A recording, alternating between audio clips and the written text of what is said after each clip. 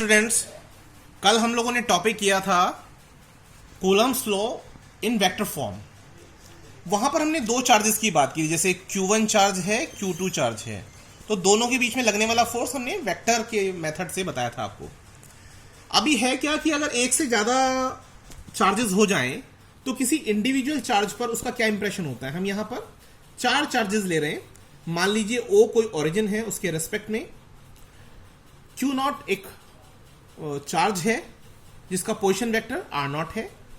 इसी तरह से Q1 है, उसका R1 है, Q2 है, उसका R2 है, और Q3 है, उसका R3 पोजीशन वेक्टर है। अब जैसे कि आपको वेक्टर सम आता है तो डायरेक्शन भी आप जानते हैं कैसे निकाली जाएगी। जैसे R1 हो गया, R1 और R0 के बीच में यहां पर आपका along this line F01 force लगेगा, यानी Q1 के कारण Q0 पर लगने वाला फोर्स जिसे हम F01 कहेंगे। तो ऐसे ही अलग अलग चार्जेस, जैसे Q2 है उसके कारण लगने वाला फोर्स Q0 पर, Q3 है उसके कारण लगने वाला फोर्स Q0 पर। तो ऐसे करके आप इमेजिन कर सकते हैं कि यहां पर n नंबर ऑफ चार्जेस हैं और वो Q0 पर फोर्स लगा रहे हैं। तो उस पर जो टोटल इंप्रेशन आएगा, टोटल फोर्स आएगा, वो एक्चुअली क्या होता है, उन सब का सम होता है, नेट फोर्स जो लगेगा। तो अब इसको आप सुपरपोजिशन प्रिंसिपल से समझ सकते हैं। जैसे आप डेफिनेशन देखें कि total force on any charge due to a number of other charges, जैसे कि Q1, Q2, Q3 and so on up to n। All the forces on that charge, जितनी भी फोर्सेज लग रही हैं due to other charges Q1, Q2, Q3, Qn के कारण, taken one at a time, is the sum of all the forces acting on that particular point charge. तो आप यहां पर इमेजिन कर सकते हैं, लेट कर सकते हैं, लेट कीजिए, we have charges Q1, Q2, Q3 and so on up to Qn, and their respective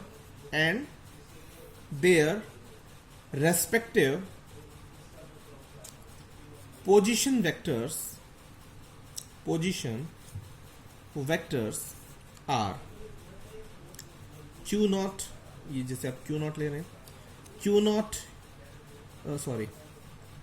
R0, R1, R2 and so on up to Rn। ये आपके पोजीशन वेक्टर हो जाएंगे इसके रेस्पेक्टिवली।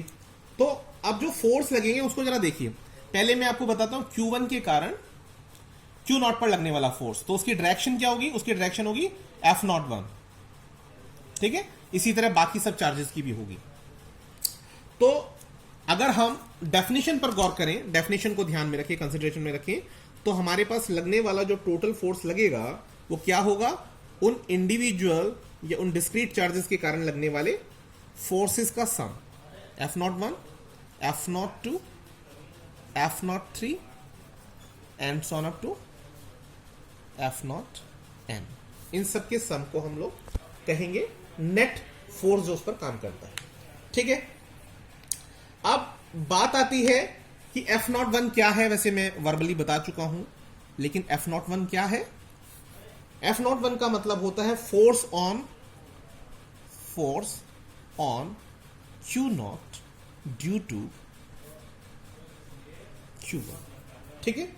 तो ऐसे ही आप F02 क्या है and so on up to F0n क्या है, ये सब समझ सकते हैं कि ये क्या होते हैं, सिमिलरली हो जाएंगे।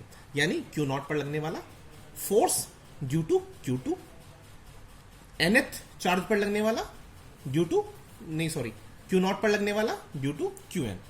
तो आप ये बात समझ सकते हैं। अब इतना लंबा वीडियो बन जाएगा अगर एक एक चीज डिटेलिंग करेंगे, तो आप आगे देखिए। इसके बाद अब कूलम्स लॉ के लिए आपको बताने की जरूरत नहीं होनी चाहिए, वैसे फिर भी मैं बता देता हूं कि आप Q0 के कारण Q1 पर फोर्स बताना चाहते हैं उसको, तो उसका मतलब क्या होगा, उसका मतलब होगा 1/4 pi epsilon 0 into Q0 Q1 divided by क्या होगा, position vector, R1 not into R1 not cap, ये डायरेक्शन को शो करेगा। कैसे लिखेंगे इसको आप? 1/4πε0 Q naught Q1 R1 not. R1 not का मतलब क्या होता है? R1 नॉट को अगर आप ओपन करेंगे तो क्या होता है R1 नॉट? ओपन करें इसको, चलिए छोड़िए। R1 नॉट को नहीं खोलते हैं, हम खोल देते हैं कैप को। कैप हो जाएगा आपका R1 naught vector upon its modulus. ठीक है, तो ये क्या हो जाएगा? Cube, one second, square and this one cube, 1/4πε0 Q naught Q1 और सॉरी ये हो जाएगा R1 naught cube into vector R1 naught. Is it clear? तो हमने F01 बता दिया आपको, उसी तरह से जो हमने लास्ट वीडियो में आपको समझाया।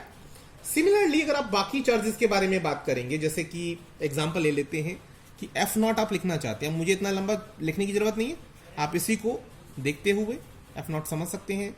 F02 ε0 Q naught Q2 upon R2 naught cube, और ये आपकी R2 नॉट वेक्टर। ठीक है, and so on up to, अगर आप लास्ट फोर्स देखेंगे तो वो हो जाएगा F naught N which is equal to 1/4πε0 Q naught Qn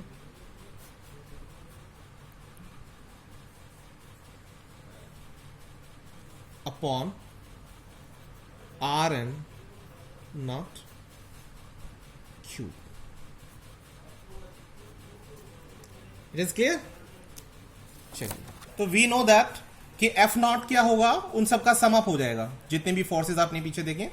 अब उन सब में क्या 1/4πε0 सब में से कॉमन आ रहा है, बाकी सभी पार्ट अंदर आ जाएंगे nth तक। उसके बाद आपने क्या किया, आपने देखा कि वही टर्म्स रिपीट कर रही हैं, जैसे Q नॉट सब में है तो Q नॉट को पहले रखते हुए सेकंड नंबर हमने जो चेंज हो रहा है 1 2 3 वेरी कर रहा है, उसको हमने I लेट कर लिया। यहां पर हमने समेशन शो कर दिया I = 1 to n, यानी वो सभी चीजें सम अप हो रही हैं, और ये Ri नॉट डायरेक्शन को शो करेगा। ये वैल्यूज हो जाएंगी आपकी Q0/4πε0 और यहां पर QI upon R0 - RI cube, और ये आपका डायरेक्शन को शो करता है, यानी अब वेक्टर मेथड का इस्तेमाल करते हुए सुपर